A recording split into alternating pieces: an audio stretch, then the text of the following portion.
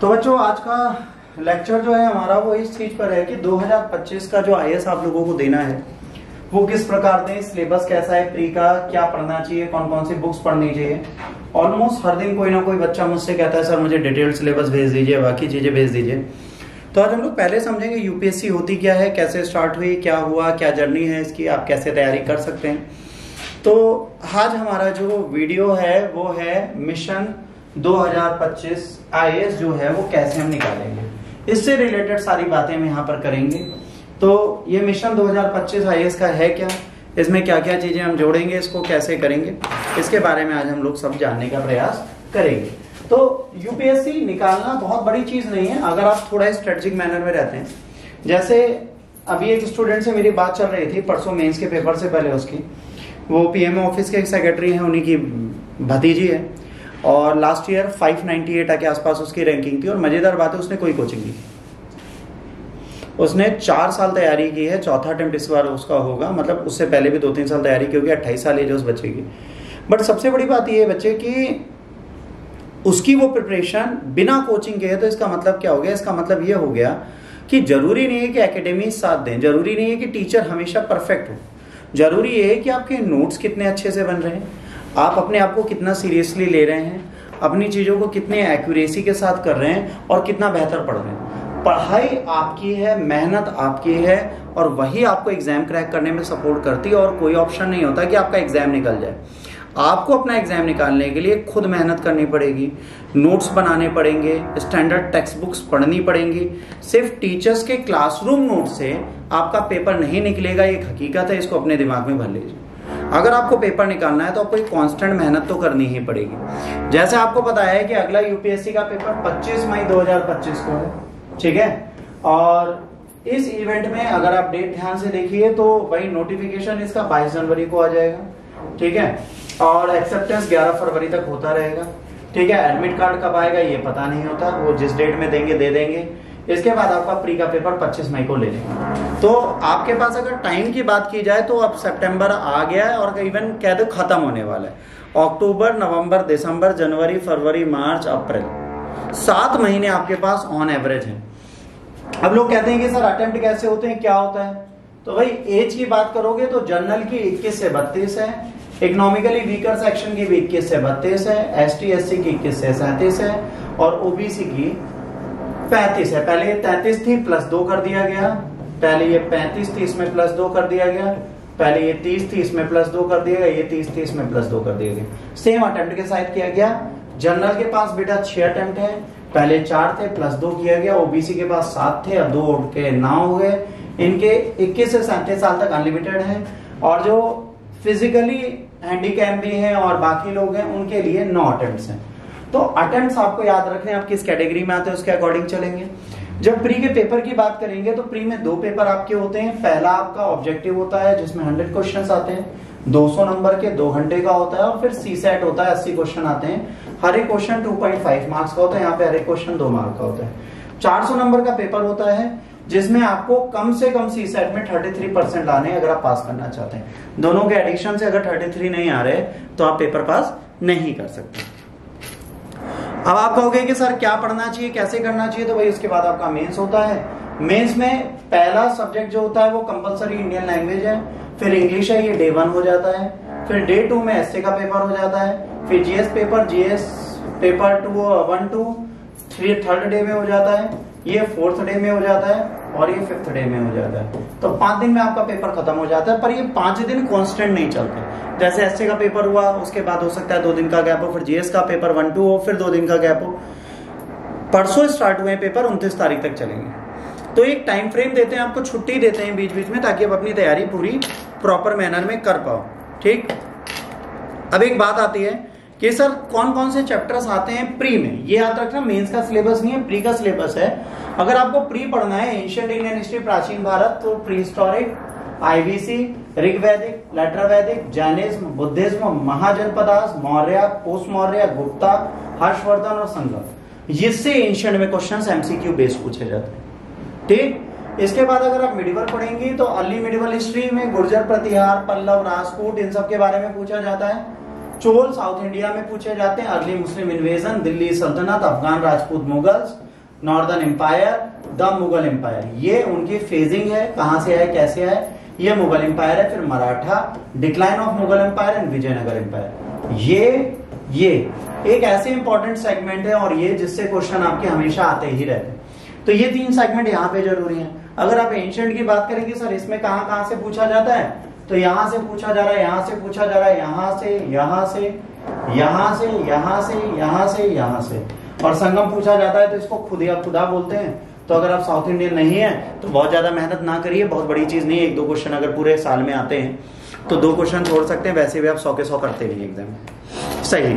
Modern Indian history में advent of Europeans, British expansion, administration before 1857, economic policies, impact, revolt, administrative changes, development of civil services, development of education, development of press, socio religious, present movement, revolutionary, Indian national phase, ये जो है ना, ये इतना last का जो लिखा है, इससे 50% ऑफ द मॉडर्न इंडिया पूछ लेते हैं। नीचे के ये 5 चैप्टर अगर आपने तमीज से कर दिए तो आप मॉडर्न इंडियन हिस्ट्री में जो भी पूछा जाएगा वो आप पूरी तरीके से टैकल कर सकते हैं। पूरी तरीके से आप इसको टैकल कर सकते हैं अगर आप इसको प्रॉपर मैनर में इसी टाइम पे कर लेते हैं। तो अब आता है बेटा जनरल ज्योग्राफी का सेक्शन। जनरल ज्योग्राफी में जिसे यूनिवर्स और अर्थ का एवोल्यूशन पूछते हैं, बायो ज्योग्राफी में सॉइल वेजिटेशन बोलते हैं, डेमोग्राफोलॉजी में अर्थ इंडिकेटर बोलते हैं, geology and rock system, geomorphic process, ठीक है, कैसी प्लेटें हैं, क्या है, अर्थक्वेक, वोल्केनो कैसे आता है, कॉन्टिनेंट और समुद्र कैसे डिवाइडेड है, लैंडफॉर्म उनका evolution, landform across the world कैसा है। ओशियनोग्राफी में हाइड्रोस्फीयर पूछते हैं, सबमरीन रिलीफ फीचर्स पूछते हैं, टेम्परेचर एंड सैलिनिटी पूछते हैं, waves, ocean currents and tides पूछते हैं, मरीन रिसोर्सेज पूछते हैं, ओशियन डिपॉजिट्स पूछते हैं। क्लाइमेटोलॉजी में atmosphere, inversion of the temperature, insolation and the heat budget, air mass, front, cyclones and jet stream, wind and the pressure belts, precipitation and the climate zone of the world. तो ये कहीं ना कहीं certain topics हैं जिनके बारे में आपको पता होना चाहिए। Human and the economic geography की बात करेंगे तो डेमोग्राफी एंड सेंसस पूछते हैं, ये इकोनॉमी का भी पार्ट है। Human development, economic activities, transportation, international trade, settlement, ये कहीं ना कहीं इकोनॉमी में भी पढ़ते हैं और ज्योग्राफी में भी पढ़ते हैं। इसके बाद इंडियन ज्योग्राफी में physiography of India, drainage system, climate, soil, natural vegetation, population, settlement, urbanisation, land resources, mineral resources, energy resources, agriculture and basic terminology, recent development in agriculture, productivity of crops, industry, transportation, recent development of the industries and transport. इतनी basic चीजें और आपसे यहाँ पर पूछी जाती। इसके बाद वर्ल्ड रीजनल ज्योग्राफी सेक्शन में क्या पूछा जाता है, continents, countries and cities, locations. अब ये समझ लीजिए सिर्फ प्री का है, इसको मेंस में मत डाल देना, ये सिर्फ प्री है। ताकि आप प्री देने जा रहे हो तो इस वीडियो को 4-5 बार यूट्यूब पे देख लो, क्लासरूम के लेक्चर में देख लो, ताकि आप सर्टेन टॉपिक्स पढ़ पाओ। आज हमारा पर्पस ये है कि हम आपको प्री के टॉपिक्स दे दें ताकि आप एग्जाम के लिए तैयार रहो। आपको अभी तक प्री के टॉपिक्स ही नहीं पता क्या क्या आते हैं, तो आज प्री के टॉपिक्स को ध्यान रख लो। इसके बाद क्या होता है, इकोलॉजी एनवायरनमेंट में origin of the life forms, basic concept of ecology, ecosystem and functions, population and ecology, adaptation of the species and interaction, terrestrial ecosystem, aquatic ecosystem, nutrition cycling। ठीक। इसके बाद बायोडाइवर्सिटी में basic of biodiversity, animal plant diversity, threats to biodiversity, biodiversity conservation, estuaries, mangroves, coral reefs, wetlands, resources degradation and the management, environmental pollution, climate change, environmental. अगर इतना इधर आप पढ़ लोगे तो आपको एसटे से रिलेटेड एक टॉपिक भी मिल जाएगा मेंस के लिए। तो ये सारे बेसिक हैं जो आपको नोट्स देते हैं। अब पॉलिटी में इतना पूछा जाता है, evolution of the constitution, salient feature of the constitution, union and it's territory, citizenship, यहां से स्टार्ट करो, ये सबसे ज्यादा पूछा जाता है, ये पूछा जाता है, ये पूछा जाता है, DPSP, fundamental duties, as union executive, union legislation. इसके बाद आपसे judiciary, constitutional, non constitutional bodies, political parties, governance और international relations. Governance and international relation separate भी हम पढ़ते हैं, पर वो मेंस के लिए पढ़ते हैं। प्री में लिमिटेड फैमिली से पढ़ा जाता है। इकोनॉमिक्स में ये है, बस इतना पूछा जाता है आपसे। जैसे लोग कहते हैं सर इकोनॉमी बहुत बड़ी है, बेसिक कॉन्सेप्ट्स आज की डेट में आपको इसलिए पता होना चाहिए ताकि आप पढ़ पाए। Economic measurement, national income, economic growth, ये भी करंट ओरिएंटेड पूछी जाती है। मनी बैंकिंग करंट ओरिएंटेड पूछी जाती है। पब्लिक फाइनेंस करंट ओरिएंटेड पूछा जाता है, ये आपको रटना है। ओपन इकोनॉमी ये भी करंट ओरिएंटेड होती है, इकोनॉमिक सेक्टर, पॉवर्टी, एम्प्लॉयमेंट ये भी करंट ओरिएंटेड है। इनको पढ़ने के लिए आपको इकोनॉमिक सर्वे ऑफ इंडिया, जरूरी नहीं आप मेरा देखो, देखो एक चीज याद समझना, बीइंग टीचर मुझे ये चीज नहीं है कि आप मेरा देखो, यहां पर बात है अगर इकोनॉमिक सर्वे ऑफ इंडिया किसी ने बना दिया और आपको यूट्यूब पे प्लेंटी ऑफ इंफॉर्मेशन मिल रही है, प्लीज उसको पढ़ लें। इकोनॉमिक सर्वे ऑफ इंडिया आपको खत्म करना ही पड़ेगा अगर आपको पेपर क्रैक करना। अगर इकोनॉमिक सर्वे ऑफ इंडिया आपने एक बार ठीक से पढ़ लिया, आपका ये पूरा प्री का क्वेश्चन निकल जाएगा इकोनॉमिक्स का, ठीक। और 9th 10th 11th 12th की एनसीईआरटी फोकस कर लीजिए और कोई किताब मत पढ़िए, कोई प्रॉब्लम नहीं है इसमें। पर अगर आपने एनसीईआरटी नहीं पढ़ी तो सॉरी। साइंस एंड टेक्नोलॉजी मेरा पार्ट है, मैं आपको पढ़ाता ही हूं। इसमें आपका space technology, space, IT and communication, ठीक है। इसके बाद materials, nano technology, robotics, defence, nuclear technology, intellectual property right, biotechnology, ये जितने पोर्शन हैं 2 बार मैं सेम चैप्टर्स पढ़ा चुका हूं प्री के लिए, फिर से बता दूंगा और इसमें करंट ऐड हो जाएगा, तो ये आपको कहीं ना कहीं एग्जाम निकाल देता है। इससे 10 क्वेश्चन तक आने के चांसेस बनते हैं इस टाइम पे, क्योंकि करंट पे सरकार बहुत ज्यादा फोकस कर रही है, तो इस सेगमेंट को हम बिल्कुल नहीं छोड़ सकते। आर्ट एंड कल्चर में आप यहां पर कहीं पे भी मुझे डांस एंड म्यूजिक दिखा दीजिए। नहीं लिखा ना, कहां नहीं लिखा, यहां है इसलिए नहीं लिखा। तो कभी पढ़ते समय कंफ्यूज मत होना कि सर डांस और म्यूजिक तो लिखा ही नहीं, परफॉर्मिंग आर्ट में आता है वो, ठीक। तो कभी भी चैप्टर्स पढ़ते समय ध्यान रखना। आर्ट एंड आर्किटेक्चर में आर्किटेक्चर पूछा जाता है, स्कल्पचर्स पूछा जाता है, painting, pottery, numismatic, performing arts, religion and literature, national and regional festival. अब आप कहोगे सर ये पढ़े कैसे? जो करंट आपको पढ़ाता हूं करंट में याद करो। जैसे कल मैंने 2 ट्राइब्स पढ़ाई, 2 ट्राइब्स के जो फंक्शंस हैं, जो फेस्टिवल्स हैं, जो डांस फॉर्म्स हैं, वो सारी चीजें आपको मैंने बताई। तो उसी तरीके की चीजें आपको यहां पर भी करनी है। डांस फॉर्म्स एंड फेस्टिवल्स आपको पता होने चाहिए। ये डांस फॉर्म एंड फेस्टिवल्स अगर आपको याद है तो आप इन चीजों को प्रॉपर मैनर में कर सकते हैं। तो आर्ट एंड कल्चर यहां पर हो जाएगा।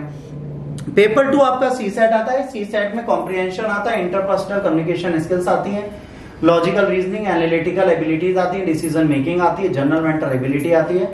इसके लिए ये है मैथ्स के लिए बस बेसिक न्यूमेरिकल स्किल और डेटा इंटरप्रिटेशन क्लास 10th तक का पढ़ना है।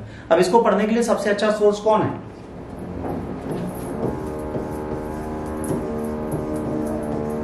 आईसीएससी बोर्ड अगर आप पढ़ते हैं क्लास 10th का तो आपको ये सब मिल जाएगा जो आपसे यूपीएससी पूछती है। ना यूपी बोर्ड से पूछेगी ना सीबीएसई बोर्ड से पूछेगी, ठीक। अब बुक लिस्ट की बात करते हैं कि भैया अगर हम पढ़ रहे हैं तो हमें क्या क्या बुक चाहिए। देखिए ये ओल्ड टेक्स्ट है। अगर क्लास 11th एनसीईआरटी लिखी है तो इसका मतलब हो गया ओल्ड टेक्स्ट एनसीईआरटी। 12th में ओल्ड टेक्स्ट मॉडर्न इंडिया की एनसीईआरटी, तो ये दोनों ओल्ड टेक्स्ट एनसीईआरटी हो गए। फिर आर्ट एंड कल्चर के लिए नितिन सिंघानिया, याद रखना नितिन सिंघानिया ही पढ़ना है, रमेश सिंह नहीं पढ़नी, वो भी आर्ट एंड कल्चर लिखने लगे आजकल इकोनॉमिक्स छोड़ के, और नितिन सिंघानिया इकोनॉमिक्स लिखने लगे। तो आजकल दोनों कह रहे हैं तुम हमारा लिखो, तुम्हारा लिखते हैं, क्योंकि हम दोनों को बहुत काबिलियत आ गई। तो आपको इन्हीं की पढ़नी है। Indian struggle for independence Vipin Chandra is a pet book. जैसे आपको वहां पर पॉलिटी में लक्ष्मीकांत उठानी है, यहाँ पर ये उठानी है। ज्योग्राफी में ओल्ड सिलेबस पढ़ना है क्लास 6 से 10th तक का, पुरानी वाली एनसीईआरटी, नई नहीं लेनी इसमें। क्लास 6 से 10th की कबाड़ी की दुकान पे जाओ, पुरानी वाली एनसीईआरटी पढ़ो, ठीक। 11th 12th नई वाली एनसीईआरटी। एटलस वर्ल्ड में कोई भी ले लो। Certificate of the physical geography CG Leong, physical geography इन्हीं की सबसे अच्छी है। और सीजी लियोंग अगर हिंदी मीडियम के बच्चे आप लोग नहीं पढ़ पाते, गो फॉर यूट्यूब पे जीसी लियोंग जिसने अच्छे से पढ़ाई है उनसे पढ़ लो, पर पढ़ना पड़ेगा। जीसी लियोंग को आप छोड़ नहीं सकते क्योंकि आपके एग्जाम के लिए बहुत जरूरी है। इंडियन पॉलिटी एनसीईआरटी 11th तक पढ़नी पड़ेगी, लक्ष्मीकांत पढ़नी पड़ेगी। एनसीईआरटी 11th और 12th दोनों है। 9th से 12th तक के बाद 11th 12th सबसे मेन है। इसके बाद एक है economic development and policies in India, Jain and Ohri. ये किताब आपकी आती है, ये इकोनॉमिक डेवलपमेंट की है, ये आपको लेनी पड़ेगी। ये आपकी पॉलिसीज के बारे में बात करेगी और इकोनॉमिक डेवलपमेंट, तो पॉलिटी में गवर्नेंस जो आता है उसके पार्ट में काम आएगी, और जो इकोनॉमिक पॉलिसीज है उसमें जब गवर्नेंस का सेगमेंट आएगा तब काम आएगी। इंडियन इकोनॉमी नितिन सिंघानिया, ठीक, लोग कहते हैं, और रमेश सिंह। तो आप दोनों में से किसी की पढ़े कोई दिक्कत नहीं है, बट अगर आर्ट एंड कल्चर पढ़ रहे हैं तो नितिन सिंघानिया की ही पढ़ेंगे, रमेश सिंह की नहीं पढ़ेंगे। नितिन सिंघानिया इसलिए इस टाइम पे कहा जाता है क्योंकि नितिन सिंघानिया ने थोड़ा रमेश सिंह को छोटा कर दिया, ईज कर दिया। वो इतनी मोटी थी, इन्होंने पतली कर दिया। तो अगर आप फ्यूचर में पढ़ेंगे तो मेंस में रमेश सिंह आपको उठानी पड़ेगी वैसे, इंटरनेशनल रिलेशंस में करंट अफेयर्स पढ़िए, और एक 12th की बुक आती है कंटेम्परेरी वर्ल्ड पॉलिटिक्स। ये आपको सारी टर्मिनोलॉजी दे देता है आईआर में जो जो पूछी जाती है। गुजरात डॉक्ट्राइन से लेकर इंटरनेशनल जितनी डॉक्ट्राइन्स है वो सारी इसी में आपको मिल जाएंगी। इतना बेसिक पोर्शन आपको पढ़ना है। सी सेट के लिए सिर्फ 2 हैं, एक टीएमएच की बुक है सी सेट मैन्युअल, और दूसरा verbal non verbal R S Agrawal. इतना अगर आप पढ़ लेते हैं तो आप प्री ओरिएंटेड अभी से हो जाएंगे और आप अपनी प्री की प्रिपरेशन प्रॉपर मैनर में कर लेंगे। इतना आपको प्री के लिए पढ़ना ही पढ़ना पड़ेगा बच्चों, इसको कोई नहीं मना कर सकता। अब मेंस की अगर बात करें तो मेंस में किताबें पूरी बदल जाएंगी। जैसे हिस्ट्री जीएस पेपर 1 में बात करें, आरएस शर्मा भी पढ़नी है, विपिन चंद्रा भी पढ़नी है, सतीश चंद्रा भी पढ़नी है, नितिन सिंघानिया भी पढ़नी है, विपिन चंद्रा भी पढ़नी है। ठीक, इसके बाद ज्योग्राफी में माजिद हुसैन भी पढ़नी है, एटलस भी पढ़नी है, फिजिकल में जीसी लियोंग, फिर वर्ल्ड में Majid Hussain, fundamental geography physical की क्लास 11th की बुक भी पढ़नी है। ये आपका मेंस का है। मेंस में हम फिर से एक बार बैठेंगे जब होगा। कॉन्स्टिट्यूशन डीडी बसु भी आपको पढ़नी है, एम लक्ष्मीकांत भी पढ़नी है, और पुष्पेंद्र पंत भी पढ़नी है इंटरनेशनल रिलेशंस के लिए। मेंस में पढ़नी है, प्री में नहीं पढ़नी। प्री में ना पढ़ने लग जाना बैठ के, ठीक। इसके बाद इकोनॉमी में डिजास्टर मैनेजमेंट और एनवायरनमेंट के लिए टीएमएच की एक बुक आती है, वो पढ़नी है। इंडियन इकोनॉमी नितिन सिंघानिया, रमेश सिंह दोनों पढ़नी है। चैलेंजेस ऑफ इंटरनल सिक्योरिटी एक आईएएस है अशोक कुमार, उनकी लिखी है, वो आपको पढ़नी है। इतना पढ़ना है आपको इधर। इसके बाद एथिक्स के लिए आपको सुब्बा और पीएन राव चौधरी ने एक बुक लिखी है, उसको छोड़ के कोई नहीं लेनी। ये एक लौती बुक है जो आपके लिए सारे काम करती है। अब हिस्ट्री ऑप्शनल में इतनी किताबें आपको हर हाल में पढ़नी ही पड़नी, जिसमें आपको एएल भाषण भी आने वाले टाइम पे लेनी पड़ेगी, ठीक। यहां पे आपके हिस्ट्री ऑप्शनल का सेगमेंट खत्म हो जाता है। और इतना अगर आप प्रॉपर मैनर में तैयार कर लेते हैं तो कहीं ना कहीं अपने प्री के एग्जाम को निकाल लेंगे, इसका सिलेबस आप समझ लेंगे। तो यहाँ पे प्री के एग्जाम और सिलेबस से रिलेटेड हमारी बातें होती हैं खत्म।